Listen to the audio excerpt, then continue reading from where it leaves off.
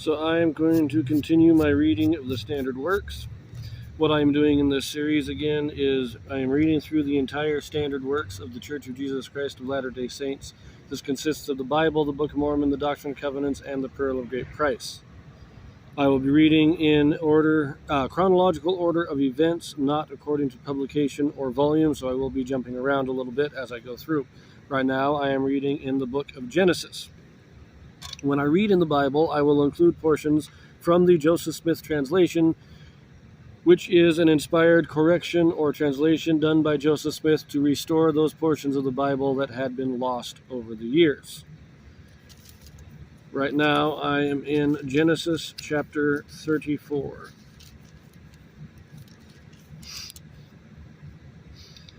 Shechem defiles Dinah. Hivites seek to arrange marriage with Jacob's family. Many being circumcised are slain by Simeon and Levi. Jacob reproves them. Okay, this is an interesting chapter. Let me just double check one thing back here in chapter 10 when we had all this stuff here. That's what I thought. So the Hivites are of the Canaanite peoples, which means they are of the descent of Cain and cannot have the priesthood. Here we go. Verse 1. And Dinah, the daughter of Leah, which she bare unto Jacob, went out to see the daughters of the land. And when Shechem, the son of Hamor, the Hivite, prince of the country, saw her, he took her, and lay with her, and defiled her. And his soul clave unto Dinah, the daughter of Jacob, and he loved the damsel, and spake kindly unto the damsel. And Shechem spake unto his father Hamor, saying, Get me this damsel to wife. And Jacob heard that he had defiled Dinah his daughter. Now his sons were with his cattle in the field, and Jacob held his peace until they were come. So, if you recall in the last video, Jacob is trying to kind of set up a more permanent place. He's bought land outside of the city of Shechem. Now Dinah goes out, his daughter. She goes out to see what the women of Shechem are doing. And she's found by Shechem himself, son of Hamor. And there is some dispute over whether or not Shechem actually raped her or just seduced her. It says he took her and lay with her. It doesn't say he took her by force, though. And it's a little ambiguous there. But apparently it says he spake kindly unto her, and he spake to his father that he could marry her. So I get the impression that this wasn't a forceful rape, but more of a seduction, because he wanted to marry her. So, verse 6. And Hamor, the father of Shechem, went out unto Jacob to commune with him. And the sons of Jacob came out of the field when they heard it. And the men were grieved, and they were very wroth, because he had wrought folly in Israel in lying with Jacob's daughter, which thing ought not to be done. And Hamor communed with them, saying, The soul of my son Shechem longeth for your daughter. I pray you, give her him to wife. And make ye marriages with us, and give your daughters unto us, and take our daughters unto you. And ye shall dwell with us, and the land shall be before you. Dwell and trade ye therein, and get you possessions therein. And Shechem said unto his father, said unto her father, and unto her brethren, Let me find grace in your eyes, and what ye shall say unto me, I will give. Ask me never so much dowry and gift, and I will give according as ye shall say unto me. But give me the damsel to wife. So here's the proposition that Hamor and Shechem are making. Saying, come, be one with our people. Marry our daughters, we'll marry your daughters. We'll be one happy family. You live here, you make this your home. And Shechem is saying, I will pay any dowry. There's a lot of noise over there. Shechem is saying, I'll pay any dowry you ask for. Doesn't matter what it is, I'll pay it. Now, one other thing I forget to make a brief note on was that Jacob did not treat with them. They came to Jacob, and Jacob knew that he had slept with his daughter, But he didn't say anything until he had brought his sons or her brothers out of the fields, because he wanted this to be a family decision. And I like that. That really does, again, show Jacob's character here. He's not some patriarchal dictator, my way or no way. He wants his family involved in everything, in all the important matters. He wants his family involved. So here we go. Verse 13. And the sons of Jacob answered Shechem and Hamor his father deceitfully, and said, because he had defiled their sister. And they said unto them, we cannot do this thing to give our sister to one that is uncircumcised, for that were a reproach unto us.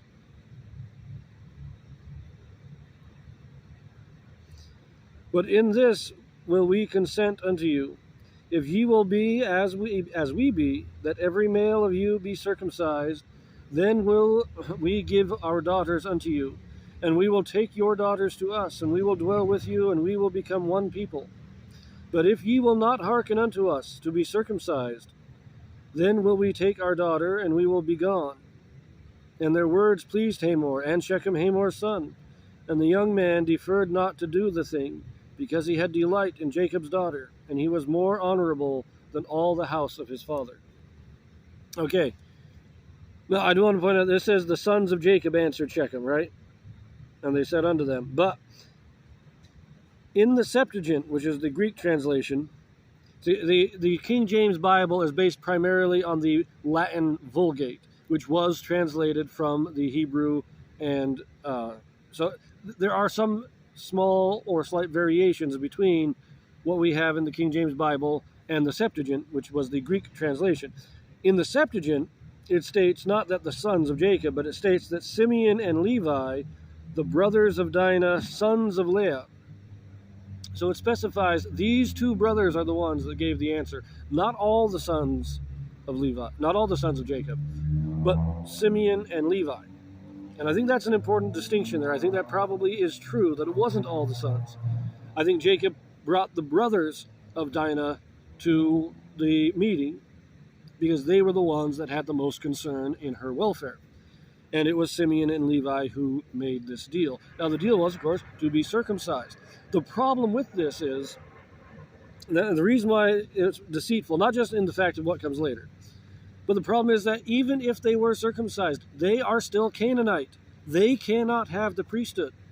So if the people of Jacob were to intermarry with the city of Shechem and the Hivites and become one people, they would also lose the priesthood because they would be marrying into the line that couldn't have the priesthood. So not only are these guys setting stuff up for later, but they are knowingly telling them to do something that they can't. They could not honor this deal, even if the city of Shechem did. They couldn't, because it would be in violation of the covenants of God. And they knew that. But, let us continue. Verse 20. And Hamor and Shechem his son came unto the gate of their city, and communed with the men of their city, saying, These men are peaceable with us. Therefore let them dwell in the land, and trade with them, and trade therein. For the land, behold, it is large enough for them. Let us take their daughters to us for wives, and let us give them our daughters. Only herein will the men consent unto us for to dwell with us, to be one people, if every male among us be circumcised, as they are circumcised. Shall not their cattle and their substance and every beast of theirs be ours?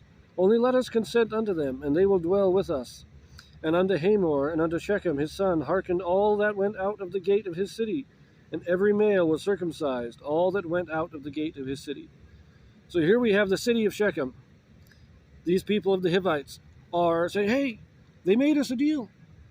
As long as we get circumcised, we'll all live in peace. And these guys are wealthy. They knew that Jacob had vast wealth. They said, the land's good for him, but we all become one people, and as a people, we'll share in the wealth.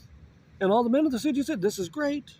We got more allies, we got more people, we can strengthen ourselves, both economically and militarily. It was a great deal to them.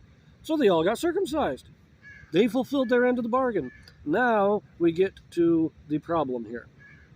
Verse 25.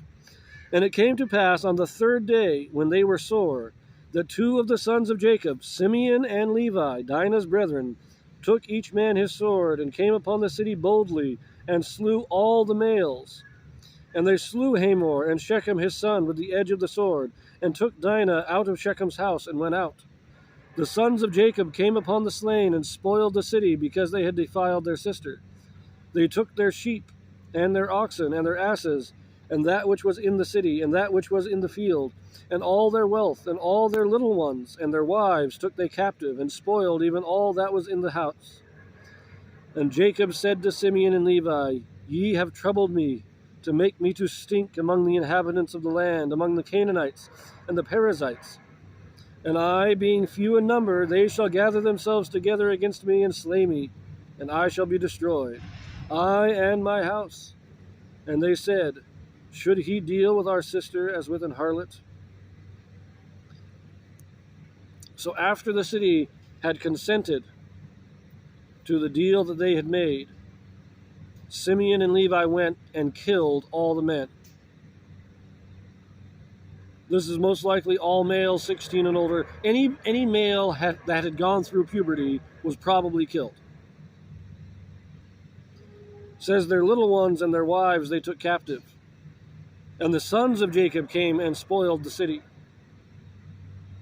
So Simeon and Levi, they're the ones that made the deal, according to the Septuagint, probably true. They're also the ones that massacred all the men in the city, but then all the sons of Jacob took part in the spoiling of the city.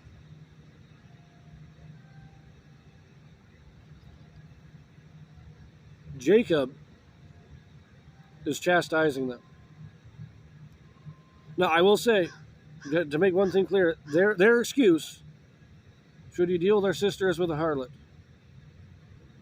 In other words, again, I don't think that he raped her. I think he seduced her. But she was in his house. She was living with him. And I think that she was content to be his wife.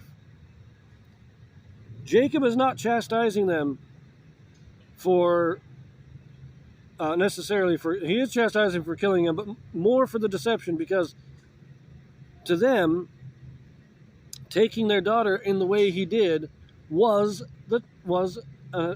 amounted to theft. He took her before getting consent, before paying a dowry, even though he offered to pay the dowry, even though they came and asked for consent afterwards. He took her without consent. Whether he actually raped her or whether he just seduced her doesn't matter. He took her without the consent of her family.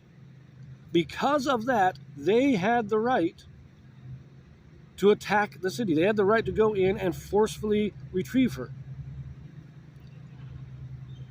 But the deception, they made a deal. They made a promise. They covenanted with the people of this city. And because of that deception, see, if they had just gone in and taken their sister out, the other cities round about wouldn't have reacted. They would have said, look, you brought this on yourself. You took her without consent, without permission of the family. You brought it on yourself. But once they made that deal, once they made that covenant, and then broke it, now all the rest of the Canaanites would be up in arms against them for the betrayal. And Jacob is saying, look, we are not strong enough to fight these guys. There are too many of them. We have to leave. We're going to have to leave. We can't stay here anymore.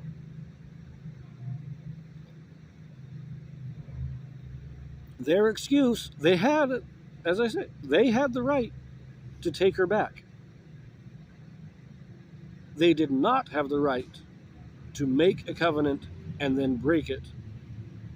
Nor did they have the right to despoil the entire city, to kill all the men and take the women captive. That was against their right. That is what Jacob is chastising them about. But we will leave that one here, and I will see you in the next one.